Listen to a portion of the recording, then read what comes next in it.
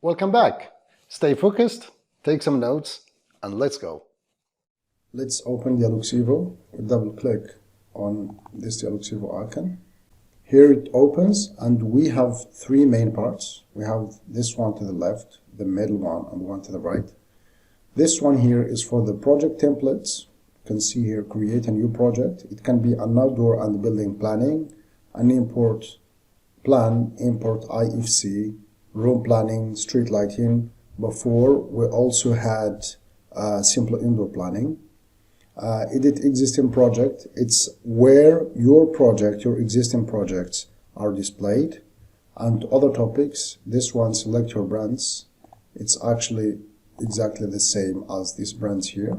It's where you select the brands you and the luminaires you want to use in your designs. Knowledge base, YouTube, Youku are actually the platforms to go further in DIALux evo learning. Then we have the news part where DIALux does its marketing. We have Luminaire Finder, and we will talk about it later on. And we have the part where you log in. Then we have this upper left-hand side of the software. We have this question mark.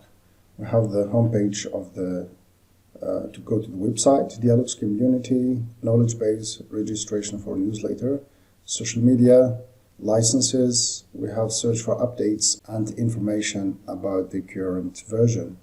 We have view. We can zoom in and out of this start screen like this. Can make it very small, can make it big. But I mean, depends on each one's preferences. So you can make it like you want. Then we have switch to full screen, F11. If you want to undo that, you can press on F11 on your keyboard, F11, full screen, F11, you undo that. Then you have edit. All of them are grayed out because we are not in a project yet. But they are the basic functions that almost every software out there has. We have file, new project. If you click on it, it opens outdoor and building planning by default. Then we have open an existing project.